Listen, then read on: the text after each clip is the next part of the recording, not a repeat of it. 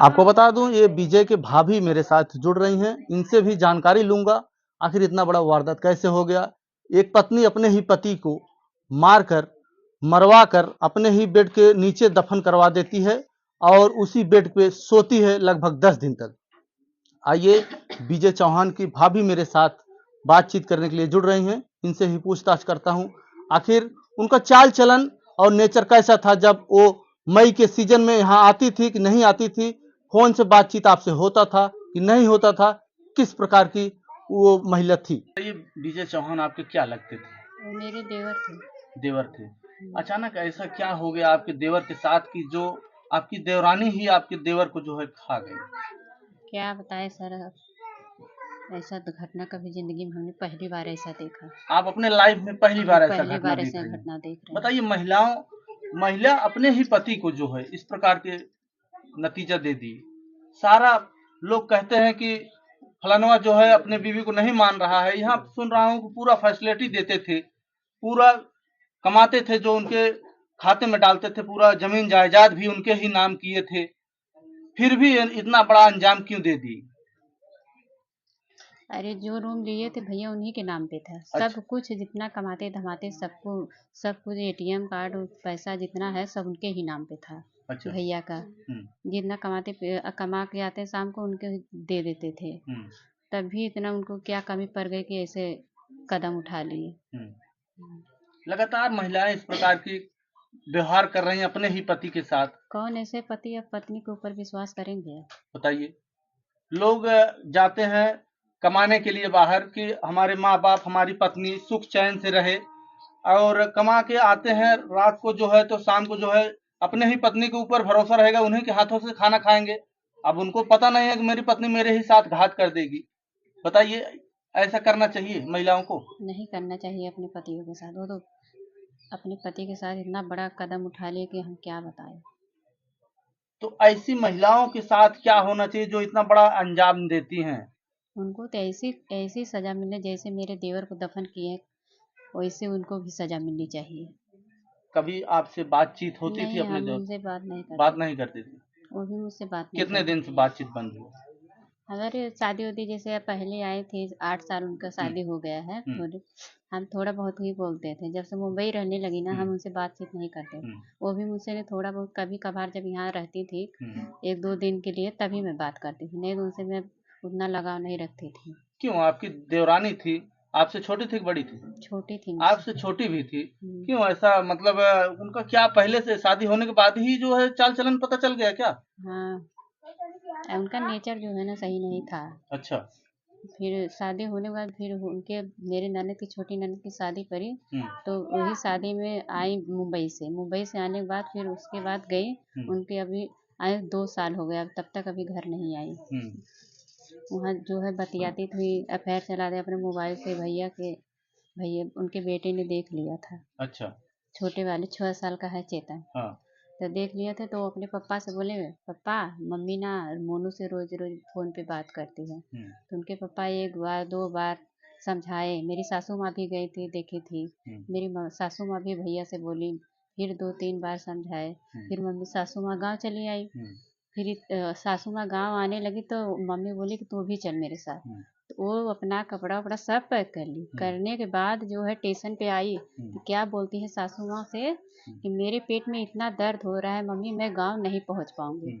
मैं ट्रेन से वो नीचे उतर गई। तो मेरे छोटे वाले देवर जो हैं उनको ला के पहुँचा दिए रूम पे। आते ही उनका पेट जो है ठीक हो गया।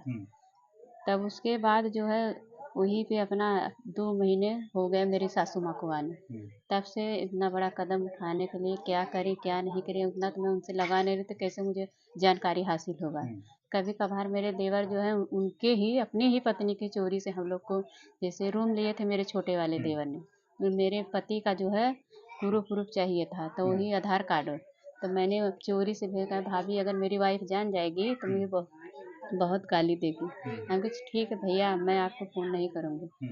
तब वो भैया जो है कि जो काम लगता है, ज़रूरत लगता है, लंबे जाके नाके के पास से फ़ोन करते हैं। उनकी मोबाइल से कभी फ़ोन नहीं करते। अपनी मोबाइल जो बताया, जो छोटी मेरी ले ली, उसी मोबाइल से कभी कभार हम लोग को चोरी से फ़ोन करते थे। मम्मी पापा से भी डर के उनसे बात करते अच्छा, थे। आपके देवर जो है आपसे बात करते थे, लेकिन देवरानी कभी देखना नहीं चाहती थी, क्योंकि उसका पहले से ही हम्म, नेचर आपको पता था किस प्रकार की ये महिला है, और आज आए दिन अपना नेचर दिखा ही दी। हम्म। तो ये बताइए, जब वहाँ पे घटना हुआ तो आपको कौन सूचना दिया? मेरे जीजा जी दिए थे, मैं अच्छा, अपने मायके थी। अच्छा। मेरे जीजा जी मेरे भाई के मोबाइल पे फ़ोन किए, हुँ, बोले कि ऐसे ऐसा घटना हो गया, अपनी दीदी को लाके छोड़ दो। हुँ, मेरा छोटा वाला भाई तो वही लाए, तो हमने लाए, मैं घर भी नहीं पहुंची हुँ, घटना पे, सीधे पुलिस स्टेशन पहुंची। हमारे ससुर जी मेरे देवर वो लगते थे, हुँ, चाचा एक थे वो भी साथ में गए। हुँ, तो यहाँ यहाँ की पुलिस जो है बोली कि जो हाँ घटना हुई है वहीं पे कार्रवाई होगा, यहाँ से कुछ नहीं आप लोग कर हुँ, सकते हैं। तब हम लोग सीधा घर पे आ गए। मेरी मम्मी मुंबई के लिए ट्रेन पकड़े, अपने बेटे के फेरे नहीं, हुँ, बौखला गए थे एकदम कि मेरे बेटे के साथ ऐसे कैसे हो गया। हुँ, तो ट्रेन बनारस जाके भी मेरी सासू माँ, आप वहाँ से खबर आया कि मम्मी भाई मेरा इस दुनिया में नहीं नहीं है। है। तब मेरी माँ जो है सासू माँ बिलखती हुई घर पे आती हैं, हुँ, बेहोश होके गिर जाती हैं। मेरे ससुर जी भी बेहोश हो जाते। मेरी बड़ी वाली ननद भी अपने ससुराल से आई तो उधर ही गिर गई थी, चोट लग गया। हुँ, फिर उसके बाद सब लोग घर इकट्ठे हुए। हुँ, 21 तारीख को जो है कि मट्टी मिलती है मेरे देवर जी का। हुँ, पहली तारीख को जाती है नाके पे वो हुँ, मनई हेरने। जो पान वाले भैया बोलते हैं कि हुँ, तेरे घर पे 2 देवर हैं, तेरे ससुर अरे भसुर भी हैं और पति भी है, तो तू हुँ, क्यों मजदूर हेर रही? कहे मैं गड्ढा खुदवाना है, मेरे जो बाथरूम है लीकेज कर रहा है, पानी रूम में फैल रहा है। हुँ, तो ऐसे बोल के वो बोले कि जा तू, मैं फ़ोन करके बोल दूँगा। हुँ, मेरे देवर एक अखिलेश चौहान है। हुँ, तो अखिलेश चौहान जी हैं जो, हुँ, उनको फ़ोन करते पान वाले भैया, भैया हुँ, तुम्हारी भाभी आई थी, अरे मज़दूर हिर रहे थे कि, तब बोले क्या करने के लिए? क्या बोल रही थी टाइल्स लगाने के हुँ, लिए। तो वो बोले कि ठीक है। तब फिर यहाँ घर पे जब आई तो मेरे मेरे हस्बैंड को फ़ोन करती है वो कि भैया वो बोल के गए हैं कि आके टाइल्स लगा देना। हुँ, तो वहाँ तो पहले से गड्ढे-वड्ढे खुदवा के हुँ, मार के दफन की थी, तो इनको नहीं पता था कि मेरा भाई इसी हुँ, में दफन है।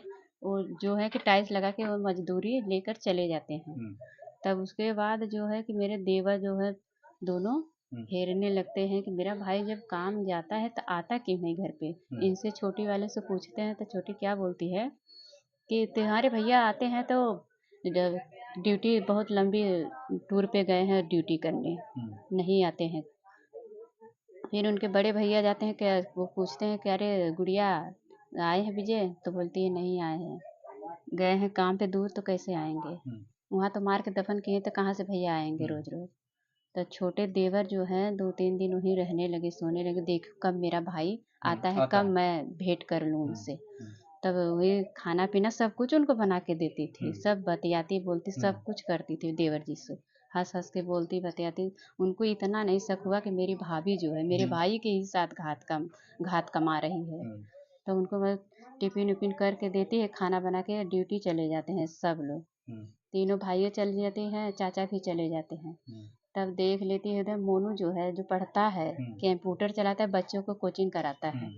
मोनू जाके स्टेशन पे पहुँच के वहाँ इंतज़ार करता है इनका भी, मेरी हुँ, देवरानी। हुँ, तब मेरी देवरानी जो है मेरे देवर का सब अकाउंट न, अरे वो जो है एटीएम कार्ड, पासबुक, हुँ, अपना अपने बच्चे का सब कुछ, उनका एक फ़ोटो तक नहीं छोड़ी। हर हुँ, कागज़ पत्रा जो ज़मीन उनके नाम नाम पे किए थे देवर जी, हुँ, वो उसका भी कागज़ पत्रा लेके तब वहाँ से रवाना हो गई। हुँ, तो जो भैया एटीएम का अथवा तोड़े थे लॉक हुँ, पैसा निकालने के लिए, वही भैया से ही बोली मेरी देवरानी कि मुझे जो है ले चलो भैया, हुँ, अरे वहाँ स्टेशन पे छोड़ दोगे क्या? तो वो भैया बोले क्यों नहीं भाभी, आपको छोड़ दूँ, मेरे विजय मेरा दोस्त है। हुँ, जब वो भैया जो है लेके जाए तो स्टेशन के एहरी ही बोली कि आप भैया चले जाइए, हम अब चले जाएंगे, हम मुझे जहाँ जाना है। हुँ, तो वो चली गई, हुँ, तो कुछ बोली वाली नहीं। तब शाम को जब तीनों भाई और मेरे चाचा वाचा सब जुटते हैं, हुँ, बोलते हैं छोटी कहाँ चली गई, आप ताला लटका है इतना बड़ा। हुँ, तो गली में किसी से नहीं पूछे जाते, तो वो मेरे हस्बैंड जो है ताला तोड़ दिए। हुँ, ताला तोड़ के इधर उधर घर में सब जगह देख लेते, कुछ कहीं भी नहीं दिखा। हुँ, तो छोटे वाला देवर जो है वहीं एक रात के लिए रुक गए, हुँ, कहे भैया आप लोग जाओ, थके हुए हो, जाओ सो लो। हुँ, उनको जो है रात में मेरे देवर जी को सपना आता है। हुँ, तो सपने में क्या, मेरे जो दफन हुए देवर बोल रहे हैं, एकदम गहरी नींद में सो गए थे छोटे हुँ, वाले। तो बोले कि दीपक भाई तू सो गया है बेड पे, इसी बेड के नीचे मैं दफन हूँ, इसी बेड के जो है टाइल्स लगवा के मुझे दफन किया। तब मेरे देवर एक झटके से उठते हैं बौखला के, देखते हैं तो मेरे भाई बोले, इधर उधर देखते तो कोई कहीं नहीं है। सुबह अपने भाइयों को, चाचा को, जो दोस्त यार सब रहे, सबको इकट्ठा किए। तो जो है इधर उधर देख के एक दर इतना मट्टी छूटा था बेड के ही नीचे। तब सब लोग मिलजुल के, बेड तो बहुत भारी था, बेड को हटाया गया तो वहाँ से गंध आने लगी जो इतना खुला था।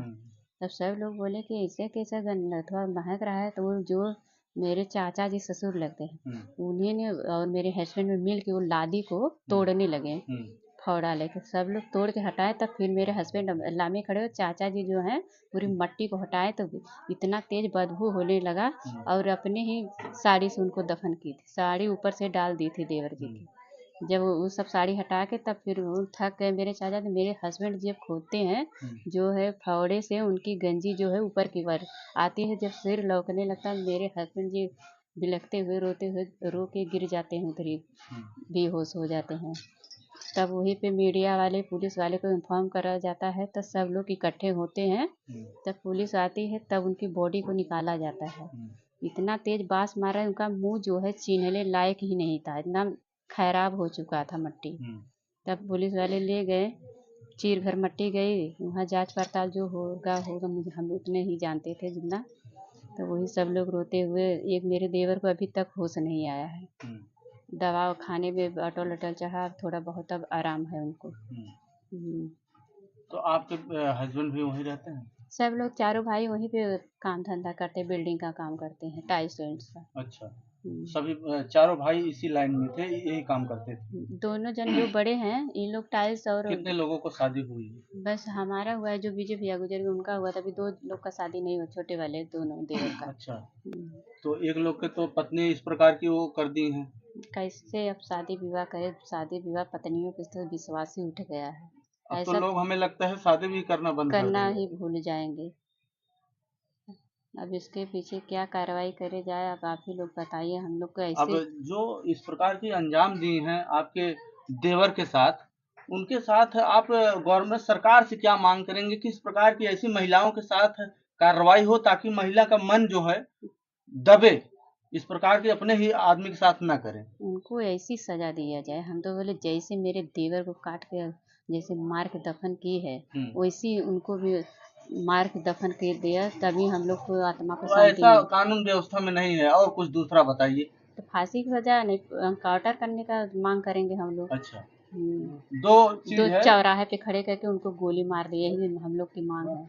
यही आपका मांग है कि चौराहे पे खड़ा करके उनको गोली उनका मार, जैसे एनकाउंटर कर मेरे दिया जाए? देवर जी का मौत के घाट उतारी हो, ऐसी उनकी भी मौत होना चाहिए हम लोग को, अच्छा, यही मंजूरी है हम कहीं न लोग कहीं को। आपको ऐसा तो नहीं लग रहा है, वो जो नीला ड्रम वाला मामला हुआ था, तभी से महिलाओं का जो है मन बढ़ने लगा? बहुत की बहुत बढ़ गया है, बहुत बहुत इतना बढ़ गया है कि उनको क्या समझाए क्या बुझाए, कुछ समझ में नहीं आता है। सोच सोच के हम लोग का रूह कांप जा रहा है। अब तो जो मुंबई में अपने बीवी को लेकर रह रहे हैं, उनका भी तो हालत खराब ही होगा। कहीं न अब महिला का जो है कब मूड बदल जाए, क्या कर क्या दें, क्या कोई कर भरोसा दें, नहीं है। सही बात। और जिनकी शादी पड़ी होगी, वो भी टेंशन में हो गए होंगे। आने के बाद क्या मेरे क्या साथ कर देगी करेंगे, क्या मेरी नहीं बीवी, अब तो करेंगे। जो है कुछ समझ में नहीं आ रहा है। अब क्या, हम लोग खुद सोच में पड़े हैं कि ऐसी अपनी लाइफ में, मेरी शादी हुए 10-12 साल से ऊपर जा रहा है, ऐसा कांड पहली बार आपको आप देखने को मिला? ऐसी कांड हमने जिंदगी में पहली बार अपनी लाइफ में देखे। हमारे भी थे 2 बच्चे, 2 बेटी 1 बेटा भी है। अच्छा, कितने साल के हैं वो? एक बेटी मेरी 14 साल की है, छोटी वाली 12 साल की है, बाबू मेरा जो है 13 साल का है। लेकिन आप तो अपने परिवार से ही सही सज्जन घर के लग रही हैं। और देखिए, माँ बाप जैसा जिस प्रकार का ज्ञान देते हैं अपने बच्चों का, उसी प्रकार के जो है बच्चे जो है आगे उसका नतीजा जरूर देते हैं, आज नहीं तो कल देंगे ही।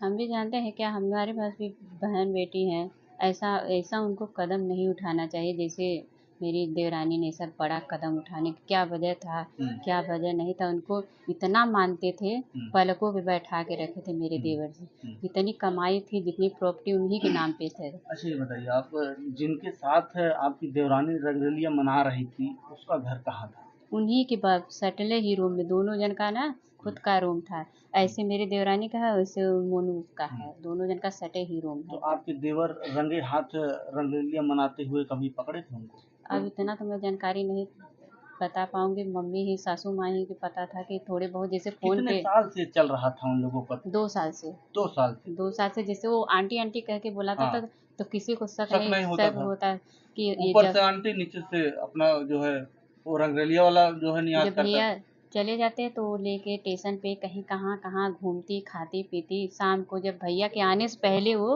रूम पे हाजिर हो जाती थी। सब कुछ वही देखती थी, जो घटता बढ़ता वही लाती थी। मेरे भैया खाली ड्यूटी से आते हैं, खाना जो बना के नहीं बेकार दे देगी भैया को, खा के चुप मार के सो जाएंगे, उनको सवाल जवाब नहीं कर। गलत निगाह में देखते हैं भैया 2-4 हाथ, जैसे अपनी वाइफ को कौन गलत रास्ते पे जाने से कौन कोई नहीं नहीं, कोई रोकेगा, नहीं। 2-4 हाथ मार देते हैं तो गुस्सा। मेरे हस्बैंड अभी, मैं इतने हमारे 3 बच्चे होंगे, कभी आज तक मेरे ऊपर हाथ नहीं छोड़े। उस चाहे लायक आप कर्म ही नहीं करेंगे तो क्यों हाथ उठाएंगे कभी बताइए? ऐसी हमने मौका ही नहीं दिया आप। मौका ही नहीं दिया कि मेरे हस्बैंड बहुत मुझे भी मानते हैं, लेकिन मैं अपने हस्बैंड के साथ ऐसे शरारत कभी नहीं लड़ती हूँ। मेरे जैसे हस्बैंड है, मैं विनती करती हूँ मेरे जैसे हस्बैंड, भगवान उनको हमारी भी उम्र उनको लग जाए। कहीं न कहीं जो है बहुत ही दर्दनाक और गलत हुआ, पूरे देश में एकदम हड़कंप मचा हुआ है इस मामले को लेकर।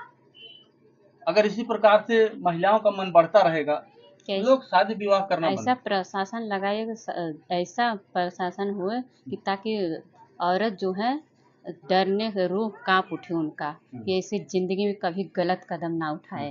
अच्छा, जिनके साथ चल रहा था चक्कर उसकी शादी-उदी हुई? नहीं, वो तो अभी ऐसा है कि 22-23 साल का है वो। अच्छा 22। अभी जैसे और पढ़ इनकी उम्र कितनी थी? इनकी उम्र 30 साल होगी मेरी देवरानी का। अच्छा। और वो कंसरे वो जो भी ना पढ़ाते थे, बच्चे को कोचिंग कराता था, फिर अपना भी कंप्यूटर का सीखता फिर पढ़ता भी था। जहाँ जहाँ पढ़ने जाता था ना, तो मेरी देवरानी भी वहाँ वहाँ पहुँच जाती थी उसके साथ मिलने के लिए। कहीं अच्छा। कहीं भी घूमने फिरने के लिए रहे जगह, तो मेरे देवर जी तो ड्यूटी जाते थे, तो उनको क्या मला पता था कि कहाँ कहाँ ये जाती है। जो जो देखते थे मेरे देवर से शिकायत करते थे कि तेरी वाइफ किसी लड़के के साथ जो है मोनू है, उसके साथ जो है स्टेशन जाती है, कहाँ कहाँ तू क्यों नहीं डर। रोज रोज नया नया ड्रेस, रोज रोज नया ड्रेस बदलती थी। तो भैया पूछते भी नहीं थे थोड़ा कि मैं पूछूं वाइफ से, रोज रोज कहाँ से इतना खर्चा करके कपड़ा लाती है तू। एक दिन 2 दिन कपड़ा वो पहने, उसके बाद फेंके, फिर दूसरा लाती नया, मोनू के साथ में घूम फिर के। उसको आंटी आंटी करता था, हम लोग को खुद भी नहीं शक हुआ कि हम भी वहाँ रहे हैं। अच्छा, आप भी रहती थी? 2-4 महीने के लिए जैसे मेरे भाई का शादी पड़ा तो मैं गांव चली आई, तो इतना मुझे नहीं जानकारी, हम सोचे कि लड़का है। आप वहाँ थी तो तब भी वो आता था? आता उनके रूम में, जैसे हमें कोई पूजा वूजा वगैरह करवाती थी मेरी देवरानी, हाँ। तो हम लोग जैसे बुलाती थी, तब हम लोग चले गए। तो जैसे रूम में उनके आते थे, खाना पीना जो बनाती थी मेरी देवरानी, उनको भी जैसे पार्सल उनके रूम में पहुंचाती थी। तो हम कहे कि लड़का है, नादान है, क्या मालूम हाँ, है। अभी उम्र ही कितना है, 23 साल का है। तो हमें क्या मालूम कि इन लोगों का, हम इतना जानकारी वहाँ पे रहे भी हम नहीं सोचे। ऐसी बतियाती थी जैसे बहन के समान वो मेरी देवरानी व्यवहार सम्मान इस तरीके से देते थे। देती थी। तो हम लोग को इतना शक नहीं हुआ कि मेरी देवरानी इतना बड़ा गलत कदम उठाएगी, कि इतना घर घिनौना काम कर घिनौना देगी। काम करेगी, कि हम लोग को तनी से काने तक भनक नहीं हुआ। हम भी अपने ससुराल में रहते, माँ बाप हम पे, एक माँ बाप कोई छोड़ता है, 3 माँ दूसरा माँ बाप बाप पाता है, पाता है, भाई बहन की तरह हमने लेकिन अपने दूसरा माँ बाप पाने के बाद कुछ दूसरा भी व्यवहार करने व्यवहार लगते करने। हैं, हम ये चीज गलत है। हमने सोचा जैसे मेरे हस्बैंड के जो भाई तीनों हैं, जैसे मेरे बच्चे हैं, वो भी मेरे ही, समझ लो मेरे ही बच्चे हैं। मेरे देवरों मेरा सम्मान मेरी माँ के जैसे सम्मान देते थे बिल्कुल हम लोग बिल्कुल। को, हमको। मेरे तीनों देवर बहुत मानते थे मुझको, और वही उनको जो है, उनको जैसे कि मानते उनको भी ही थे। उन्हीं पे देवर मेरे लोग रहते थे ज़्यादा। उन लोगों की शादी विवाह जो पड़ता था कान परोजन, तभी आते थे सब लोग। सब लोग वहीं मुंबई रहते। मैं भी कभी कभार जब मन होता है एकदम ऊब जाती हूँ, तब अपने हस्बैंड को बोलती थी, तब लेके जाते थे मुंबई। अपने बच्चे को लोग छोड़ के जाती थी मैं, एक ही मेरा छोटा बेटा है शिवम, उसी को लेके जाती हूँ घूमने फिरने जब मन कहता है तभी। अच्छा। हम सोचते हैं यहाँ से चले जाएंगे तो कौन यहाँ पे वो संभालेगा, तो है। जब उनका मन ही नहीं यहाँ लगता है। जब से शादी ब्याह है तब से वो मुंबई ही रहती है मेरी छोटी वाली, कभी 1-2 महीना यहाँ पर टिक के नहीं रही। यहाँ भी रहती थी ना, बहुत नाटक करती कि ऐसा मेरा ऐसा होता है, रोज तबीयत का बहाना बना बना के रोज सोती रहती। मेरी सासू माँ, हम जैसे जैसे परमान इतना ही औरत का है, सुबह में उठने और वो जो है सब काम हो जाने के बाद तब सो के उठते। मेरी सासू माँ सुबह सुबह बोलती थी तो मुझे तो अच्छा नहीं लगा। उनके जाने दीजिए, सासू माँ अभी छोटी है, क्या आप ऐसे बोलती। सासू माँ बोलती है तू क्यों उठ जाती है, वो क्यों लेट उठती है। उनके जाए दीजिए, अभी थोड़ा अभी उसको नहीं मालूम है कितने बजे उठना है कितने बजे नहीं उठना। हमने इतना तक उनको संभाला कि मैं अपनी छोटी बहन से बढ़ के उनको मारूंगी। अब मुझे क्या पता था कि इतना बड़ा घात हम लोग के साथ, मेरे देवर के साथ इतना बड़ा घात मेरी देवरानी कमा लेगी। उसके बाद इतना मुझे मालूम था, मैंने बता दिया। लगातार अब तो जौनपुर में होता था, अब जो है जौनपुर के ही रहने वाले बाहरों के साथ होने लगा। जो लोग अपने पत्नी को छोड़ के ड्यूटी जाते हैं और बड़े विश्वास के साथ आते हैं, खाना खाते हैं, अब तो उनको भी शंका और डाउट बन गया कि कहीं बहुत शंका हो गया है कि कैसे विश्वास करें हम कैसे अपनी विश्वास पत्नियों करेंगे। पे। अब ये बताइए, आप किसी की पत्नी हैं और आप मतलब कोई अगर पति आएगा तो कैसे विश्वास, आप बताइए। अब तो मेरे ही पति डरेंगे मुझसे, सोचेंगे कि मेरी ही वाइफ ऐसा गलत कदम ना उठाए। हम तो सोचते हैं मैं ऐसा जिंदगी में कभी ऐसा गलत कदम अपने पति लेकिन ये के साथ, पांचों उंगलियां बरोबर नहीं। मैं अपने पति के साथ में कभी ऐसा गलत कदम नहीं उठाऊंगी। भले मर जाऊंगी मगर ऐसा गलत काम कभी अपने पति के साथ नहीं करूंगी।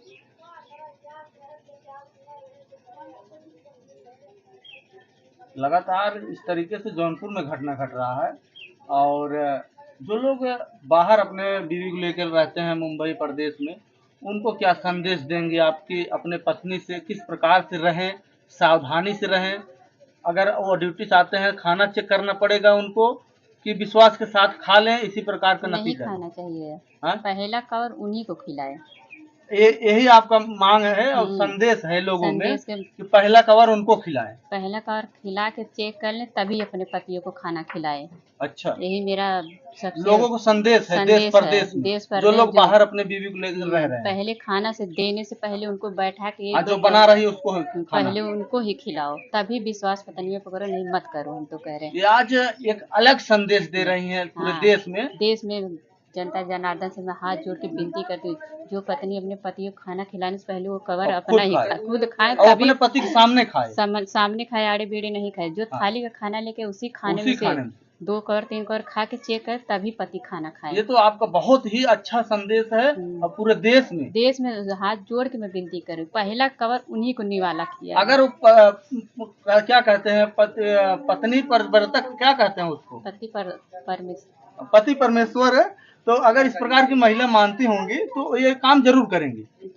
करेंगे अपने पति को से मैं भी करूंगी। अपने पति को अगर परमेश्वर मानती होंगी तो इस प्रकार का काम जरूर करेंगे कि खाना बनाएंगे, पड़ेगा उनको। खाना बनाएंगे, खाना पहले अपना खाए फिर अपने पति को खिलाओ, क्योंकि ऐसा कांड हो जा रहा है कि लोगों को विश्वास खत्म हो जा रहा है। विश्वासी औरत पर से एकदम विश्वास उठ गया है। तो आपका यही संदेश है, मेरा यही संदेश है हर इतवा से जो लोग बाहर हैं, बाहर भाई बहन जहाँ क्योंकि अपने माँ बाप से दूर हैं, वो महिलाएं मनबड़ हो जाती हैं, कुछ भी कर सकती हैं। उनके लिए ये संदेशा है कि ये पहला निवाला जो थाली में खाना अपने पतियों को लेके आ रही हैं, पहला निवाला उन्हीं को बैठा के 3-4 कवर खिलाए, ताकि हाँ मुझे तसल्ली हो, तब मैं वो निवाला अपने पति को खिला सकती हूँ। तो अगर खाना तो आपने बता दिया, अगर कहीं पानी मिला के दे दी तो पानी भी चेक करना चाहिए। पानी भी चेक करके दे। अगर मान लीजिए कोई पति होते हैं अपने पत्नी के जूठ नहीं पीते हैं, तब क्या होगा? अरे कैसे नहीं पियेंगे, पीना पड़ेगा। साथ में रहना है तो साथ में अगर साथ निभाना है पतियों को, पत्नी को ऐसा करना चाहिए। पत्नी जो है बहुत विश्वासघात कर रही है पतियों के साथ, कभी पानी में तो कभी खाने में क्या क्या डाल के दे रही है। और ये भी संदेश होना चाहिए, जो लोग शादी कर रहे हैं उनको भी शपथ लेना चाहिए कि अगर हमारी बीवी हमारे साथ रहेगी और हम उनका साथ निभाऊंगा, ये काम करेगी तभी होगा कि वो खाना बनाए और पहले खुद खाए, पानी भी अपना थोड़ा पिए, तब जो है इस बात को निभाते हुए तब शादी करने के लिए तैयार हो। हाँ, राजी हो, नहीं तो शादी ही नहीं करे। यही आपका संदेश? यही मेरा संदेश है। जय भारत, जय हिंद। तो आपको बता दूं, जनपद जौनपुर में इस घटना को लेकर जो महाराष्ट्र में घटना घटा हुआ है, उस मामलों को लेकर उनकी भाभी जो है एक ऐसा पूरे देश के लिए संदेश दी है कि अगर कोई भी पति अपने पत्नी को लेकर बाहर रहता है तो वह खाना खाने से पहले अपने पत्नी को खिलाए 4 कवर और उसके बाद पानी पिलाए, तब वह खाना खाए। उसी थाली से खिलाए जिस थाली में खाना लेकर आती है, क्योंकि जिस प्रकार से घटना हुआ है विश्वास एकदम महिलाओं के ऊपर खत्म हो गया है।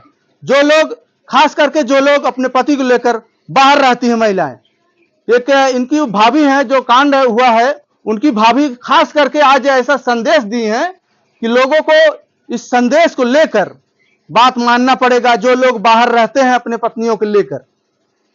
तो इनके बीच में उपस्थित था जिनका नाला सुपारा में पत्नी ही अपने ही पति को अपने ही रूम में अपने आशिक के साथ मिलकर दफन करवा देती है। उनके परिवार में उपस्थित था, इनके भाभी थी, इनसे भी पूरा बातचीत हुआ है। उनकी मां का कंडीशन बहुत ही गड़बड़ है, क्योंकि लोग आते हैं इतना बातचीत कर रहे हैं कि उनका जो है गला बैठ गया है।